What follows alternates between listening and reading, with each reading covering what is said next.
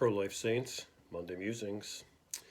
Every January we mark the anniversary, tragically, when abortion was made legal in this country, and typically I'm sure many of us would go and take part in the March for Life, which this year, because of COVID, is happening primarily virtually. And so, since we did just pass the anniversary again of Roe versus Wade, I just wanted to talk about some pro-life saints. All saints are pro-life, so these saints are just saints who in particular have dealt with issues surrounding life, abortion, and things such as that. So we could probably start with Our Lady of Guadalupe. And Our Lady of Guadalupe, she appeared to an Aztec peasant named Juan Diego in what's now Mexico City. And when she appeared to Juan Diego, the culture at that time was rooted in human sacrifice rituals. So they were basically sacrificing primarily young babies, and because when Our Lady appeared there, millions of Mexicans converted to the Catholic faith, and because of that, it put an end to those barbaric human sacrifices. So, not surprising that Our Lady of Guadalupe becomes the patroness of the pro-life movement. So she's always a powerful intercessor for the pro-life cause. Also, since we're in the year of St. Joseph, we can mention St. Joseph because he had to trust when Mary said that her child was divinely conceived within her womb. He had to trust in that, in what Mary said, and also what the angel said to him. And he chose to father our Lord, who was not biologically his son, but yet he still became what's called the foster virginal father of our Lord. And so he's always important for that. Scripturally, we also have the example of the Holy Innocents when the Magi went to King Herod and they said, there's a newborn king that's going to be born, and Herod saw that as a threat to his earthly power. So he asked where that newborn child is going to be born so that he can, destroy the life of our Lord.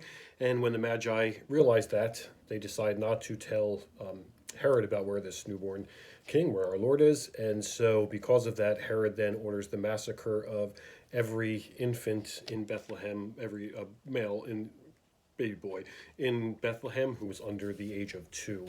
And so they're certainly an important intercessors also because they died for our Lord, and certainly powerful intercessions for the pro-life cause. There's also Saint Gerard Majella, and some of these names I'm not going to get correct. Saint Gerard Majella, he was a Redemptorist lay brother, and when there was this, and he's now the patron saint of expectant mothers, and a powerful intercessor is actually a shrine to him. I believe it's in Newark, it's somewhere in New Jersey. And he was at a woman's house, and as he was at the house, he left his handkerchief, and she went to him and said, well, here's your handkerchief. And he said, you keep it, you're going to need it later. Then that later did come after he passed, after he died, and that woman then had a very difficult pregnancy, and she remembered she had the handkerchief, and that handkerchief helped her through her pregnancy. So he's always been a powerful intercessor for expectant mothers, and especially mothers who are going through difficult pregnancies. There's Saint Margaret of Courtora. She was actually the mistress of a rich man, and she became pregnant with his child, and she became afraid because her child to be born wouldn't be able to take his name or title. And during the time she was alive, that obviously would have meant, wouldn't have put her in her or her child in a situation that would be viable. And she still chose, despite that, she still chose to raise her child and have her child born, and she raised that child as a single mother.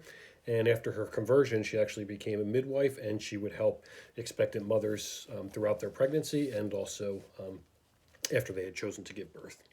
There's Blessed Louis Bolda Soriano de Montoya. I'll try and include, you'll check later, I'll try and include some links to these saints if you want to get more about them. Blessed Louis, he was actually a Spanish husband and father. He was involved in the St. Vincent de Paul Society. He took part in nocturnal adoration, and he actually would write articles and give talks about spreading and encouraging people to practice their faith.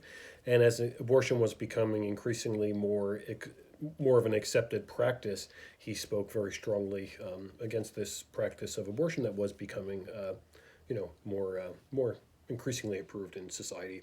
And he would actually go on to be martyred during the Spanish Civil War.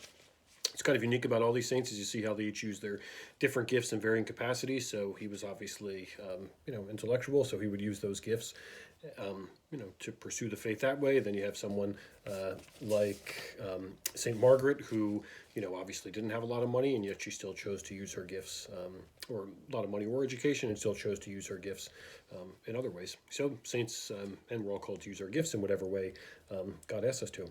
There's Blessed Marianna Biernacka, and she was actually from a Polish farming family during World War II, and her son and his wife were pregnant, and they were arbitrarily chosen to be executed at a concentration camp, and she begged to have their place taken. So she begged to have, in particular, her son's and her daughter-in-law's life saved, and she said that she would willingly be executed in place of them so that the child could live. And so, clutching her rosary, she was actually killed, and her daughter went on to live a long life because of that. There's Blessed Margaret of Costello, and she was born to wealthy Italian parents, and they were, never wanted a child of theirs to be born with disabilities. And when she, had some disabilities, they basically locked her in a cell attached to a chapel in the middle of the woods. And the priest noticed her piety, and so he started instructing her in the faith. And when she was 19 years old, her parents took her to the tomb of a saint, praying for a miracle for her. And when that didn't happen, they just abandoned her again. And she eventually took shelter with some nuns, and she would care for prisoners and bring food and medicine to those who were sick. Saint Gianna of Molla, she was actually a physician, and she had a very heroic offering of her life for her unborn baby.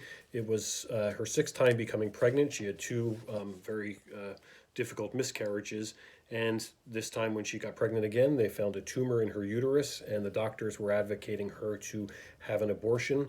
And she said there was no way she was going to have an abortion. She said to her husband, "If you must decide between me and the child, do not hesitate. Choose the child. I insist on it. Save her."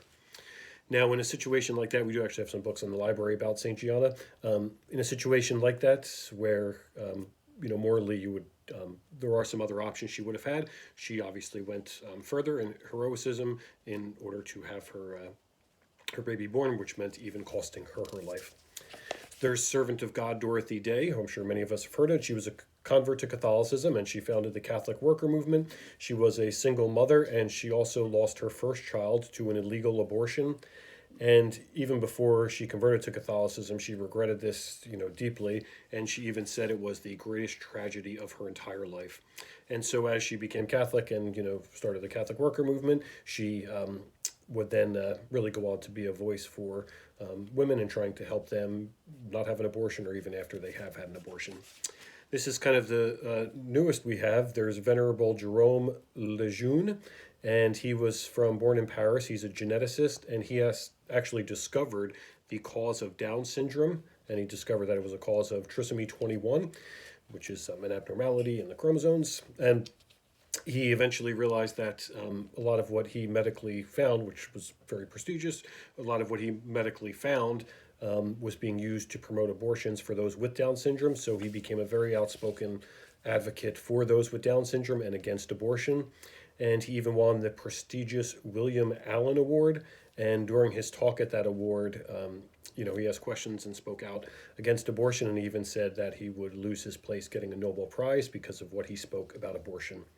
And the reason this is the newest is because Pope Francis recently asked the Congregation for the Cause of the Saints to promulgate a decree concerning the heroic virtues of Jerome. And so now he's called Venerable in order to be beatified. Most likely would need some miracles. He was also a member of the Pontifical Academy for the Sciences, and he had a long friendship with Pope John Paul II. And him and his wife were having lunch with Pope John Paul II before Pope John Paul II had the assassination attempt on his life in St. Peter's Square. And he was appointed by Pope John Paul II in 1994 to head the new Pontifical Academy for Life as the first president of that, and he died a short time after that. In 1997, Pope John Paul II would actually World Youth Day would go to visit his tomb.